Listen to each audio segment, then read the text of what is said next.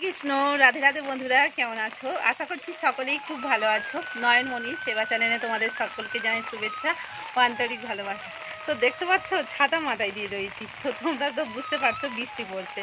তো বৃষ্টি হচ্ছে বলে ছাদে চলে এসেছি। আর ছাদের যে আমাদের যেখানে জল পাস হয়, যেসব জালগুলো রয়েছে, তো সেখানে কিছু ময়লা জমে যায় ভারী বৃষ্টি হলে। কারণ ছাদে যেহেতু পাতা নাতা মানে টবের ফুলের টব থাকে, তো সেখান থেকে পাতা নাতাগুলো পড়ে, তারপরে মাটি ধুয়ে যায়, তো নালিগুলো না জাম হয়ে যায়। তো ওই জন্যে একটু করে মাঝে মাঝে এসে পরিষ্কার করে দিতে হয়, না হলে পাতা নাতা পড়েই দেখবো জল পাস হচ্ছে না। তো যার জন্যে ছাদেতে এলাম। আর এখন এগুলো পরিষ্কার করা হয়ে গেছে।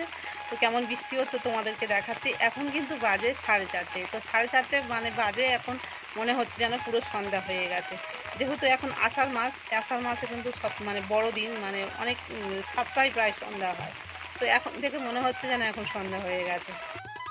তো বৃষ্টিটা হচ্ছে বলে বেশ ভালোও লাগছে, চারিদিকে বেশ কি সুন্দর দেখতে লাগছে। আর আষাঢ় শ্রাবণ মাস মানে আমরা জানি বর্ষাকাল, তো বর্ষাকালে যদি না বৃষ্টিটা হয় তাহলে কেমন মানে ভালোও লাগে না।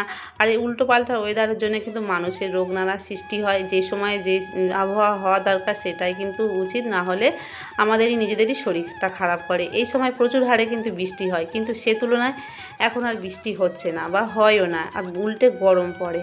তো গরমটা একটু মানে এর মতো লাগছে বৃষ্টিটা হয়েছে বলে। আর আমার ছাদের গাছপালাগুলো একটু মনে হচ্ছে যেন প্রাণ ফিরে পাচ্ছে।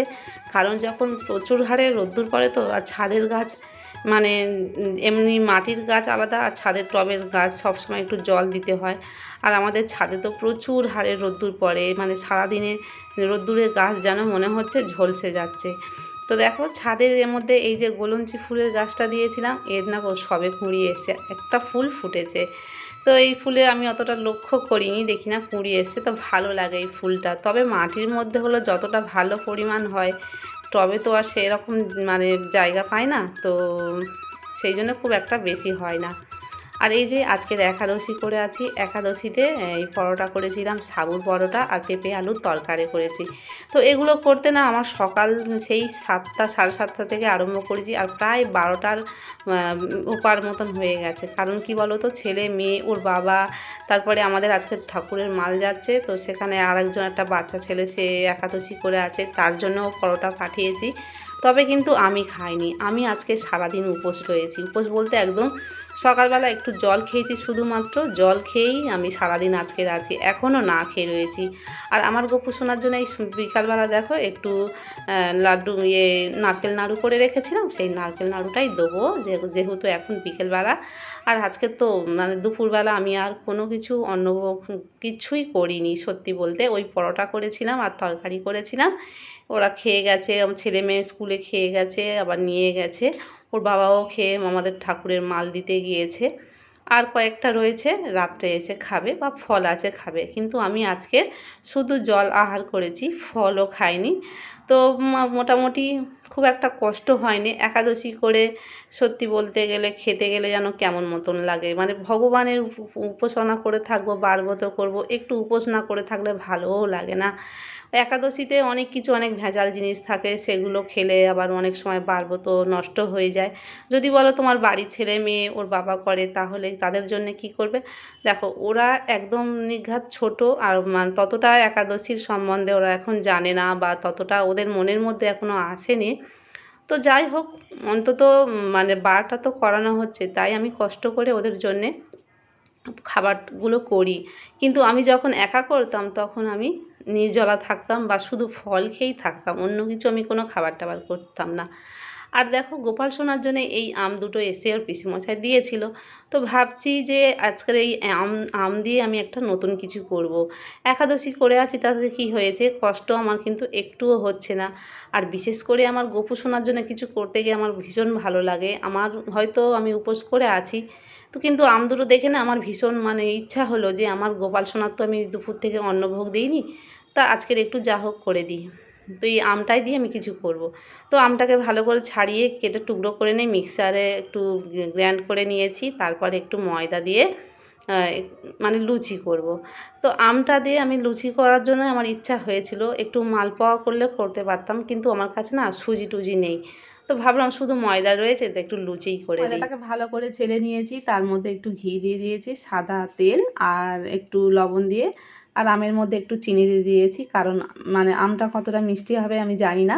আর আমটা আমি কিন্তু সত্যি বলতে খেয়েও দেখিনি, কারণ আজকের একাদশী আমি বললাম না, আজকে শুধু জল আহার করে আমি একাদশীর উপোসটা সারাদিন করে থাকবো, সারাদিন রাত। তো এখন তো প্রায় 6টা মতন বাজতে চলেছে, তো এখনও আমি কিছু খাইনি, শুধু সেই সকালবেলা এক গ্লাস একটু জল খেয়েছিলাম।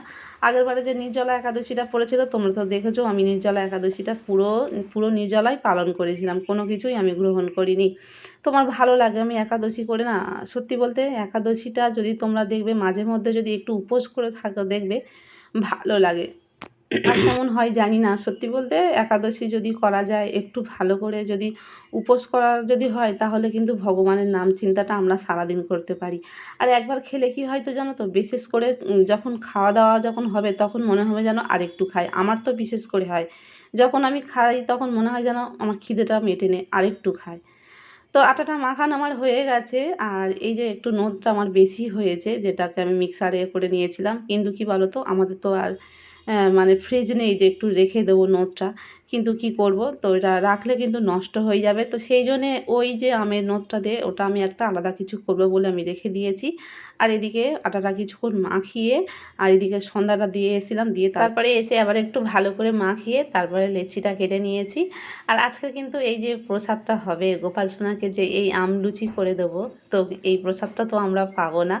আর বিশেষ করে আমার ছোট ছেলে রয়েছে, আমার ছেলে তো একটু মানে বাচ্চারা তো এগুলো তো ভাজাভুজি পছন্দ করে। হয়তো তোমরা ভাবছো যে আজকের দিনে কেনই বা করে দিচ্ছি, আমার মনে যখন যেটা আসে তো তখনই আমার মনে হয় যে হ্যাঁ আমার গোপু সোনার এটা খেতে ইচ্ছা হচ্ছে। আমটা দেখে আমার খুবই পছন্দ হয়েছে, তো বিশেষ করে বলো আমি তো উপোস করে রয়েছি, আমার তো কষ্ট হবে, তো কেন আমি এটা করতে যাচ্ছি, কিন্তু আমার মনেই হলো। আর গোপু সোনা আমার শরীরটার মধ্যে এমন করে দিল যে আমার কোনো কষ্টই হয়নি, আরও আনন্দ সহকারে এটা আমি করছি। তো যার জন্য গোপাল সোনাকে হয়তো করে দিচ্ছি, তবে এই প্রসাদটা আমরা এখন পাবো না, কালকেরই আমরা সকালবেলায় প্রসাদটা পাবো। গরম গরম ভাজছিলাম, সুন্দর গন্ধ বেরোচ্ছিলো, আর ছেলে এসে বলছিল, তো আমি ওকে বারণ করলাম। তো আমার ছেলেকে বললে শোনে, কিন্তু বাচ্চা মানুষ তো এগুলো ভাজাভুজি দেখলে ওদের মানে খেতে ইচ্ছা করে, একাদশীর দিনে বিশেষ করে ওদের মনটা ছুকছুক করে, বাচ্চাদের বুঝি, কিন্তু তবু আমি বারণ করে দিই। তো দেখো লুচিগুলো আমার সম্পূর্ণ ভাজা হয়ে গেছে, আর দেখতে কিন্তু খুব সুন্দর হয়েছে। তোমাদের বলি না আমার ফোনের ক্যামেরাটা ততটা ভালো না, খুব একটা মানে দেখতে ভালো লাগছে না ক্যামেরার মধ্যে, কিন্তু অরিজিনাল কিন্তু খুবই সুন্দর দেখতে হয়েছিল। আমি আবার ফ্ল্যাশের লাইটটা ক্যামেরা ফোনেতে মারলাম, কিন্তু খুব একটা ভালো লাগছে না, তো সেই জন্য আবার অফ করে দিলাম। দেখছি অফ করে দিয়ে তারপরে বেশ একটু হলুদ হলুদ মতন লাগছে দেখতে। তো এবারে গোপু সোনার কাছে চলে যাব। তো গোপু সোনার কাছে এবার চলে যাব, আমার খাবারগুলো হয়ে গেছে, আর একটু দেরি হয়েছে রাত্রে করতে, তো তোমাদেরকে দেখাচ্ছি কেন দেরি হয়েছে। এর জন্যে দেরি হয়েছে, দেখতে পাচ্ছ যে যে নোদটা বেশি হয়েছিল সেটাকে আবার একটু কড়াতে নেড়ে চড়ে এর মধ্যে একটু বেসন দিয়ে একটু ময়দা দিয়ে দিয়ে করেছি, মানে আমার যেটা মনে হয়েছে, একটু ঘি দিয়ে। আর এটা আগে ঠান্ডা করে ভালো করে জুড়িয়ে নিয়েছি, তারপরে এটাকে একটু পিস পিস করে কেটে নেবো, নিয়ে গোপু সোনাকে দেবো। তো আমার ভালো লাগে একটু খাবার অন্যরকম করতে, এটা কিন্তু মানে মনের মধ্যে ছিল না যে এটা করবো। তো চলো এবার গোপু সোনাকে খেতে দিই। আর এগুলো করতে করতে আমার ফোন এসেছিলো, আমি একটু শুয়ে পড়েছিলাম, মানে ফোনে মার সঙ্গে কথা বলতে বলতে। তো তখন দেখলাম যে লুচিগুলো ঠান্ডা হয়ে গেছে, মেয়েকে আবার বললাম যে মা তুই একটু গোপু সোনাদেরকে দিয়ে আয়। তো লুচিগুলো দেখলাম যে নরম মতন হয়ে গেছে, মানে গরম গরম আর দিতে পারলাম না। তো ভিডিওটি এই পর্যন্ত শেষ করছি, তোমাদের কেমন লাগলো অবশ্যই কমেন্ট করে দিও। রাধে রাধে, হ্যারি বল।